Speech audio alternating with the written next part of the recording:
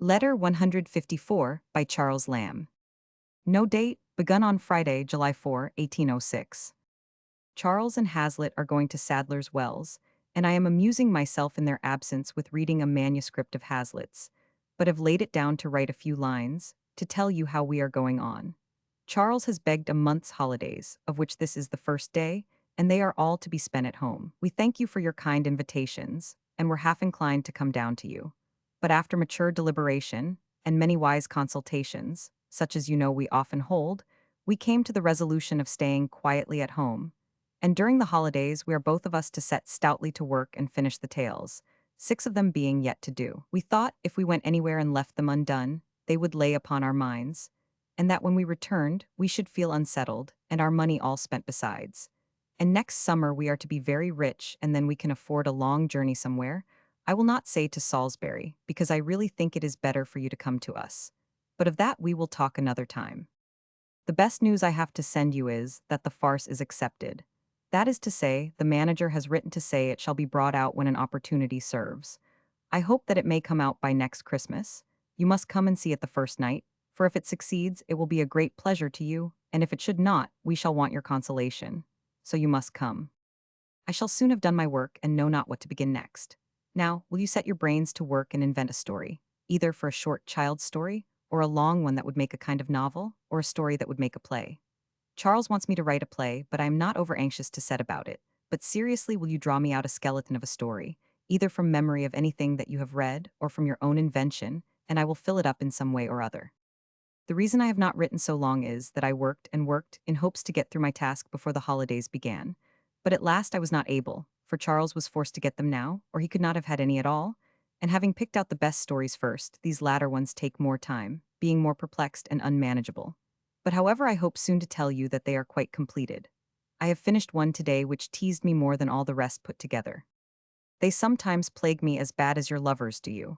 How do you go on, and how many new ones have you had lately? I met Mrs. Fenwick at Mrs. Holcroft's the other day. She looked very placid and smiling, but I was so disconcerted that I hardly knew how to sit upon my chair. She invited us to come and see her, but we did not invite her in return, and nothing at all was said in an explanatory sort, so that matter rests at present. Mrs. Rickman continues very ill, so ill that there are no hopes of her recovery, for which I am very sorry indeed. I am sorry you are altogether so uncomfortable. I shall be glad to hear you are settled at Salisbury. That must be better than living in a lone house, companionless as you are.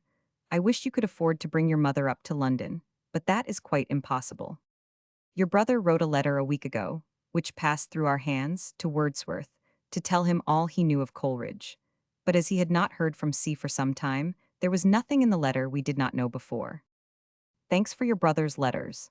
I preserve them very carefully, and you shall have them, as the manager says, when opportunity serves. Mrs. Wordsworth is brought to bed, and I ought to write to Miss Wordsworth to thank her for the information, but I suppose I shall defer it till another child is coming.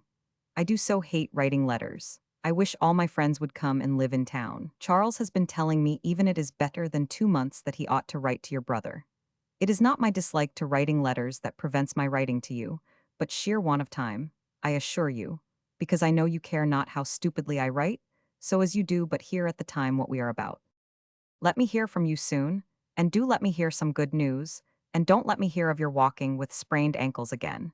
No business is an excuse for making yourself lame. I hope your poor mother is better, and auntie and maid jog on pretty well. Remember me to them all in due form and order. Charles's love, and our best wishes that all your little busy affairs may come to a prosperous conclusion. Yours affectionately, M. Lamb. Friday evening. Added later. They, Hazlitt and Charles, came home from Sadler's Wells so dismal and dreary dull on Friday that I gave them both a good scolding, quite a setting to rights, and I think it has done some good, for Charles has been very cheerful ever since. I begin to hope the home holidays will go on very well. Mrs. Rickman is better. Rickman we saw at Captain Burney's for the first time since her illness last night. Write directly, for I am uneasy about your lovers. I wish something was settled. God bless you. Once more, yours affectionately, M. Lamb. Sunday morning, July 6, or more probably 13. I did not put this in the post, hoping to be able to write a less dull letter to you this morning, but I have been prevented, so it shall go as it is. I am in good spirits just at this present time, for Charles has been reading over the tale I told you plagued me so much, and he thinks it one of the very best. It is all's well that ends well.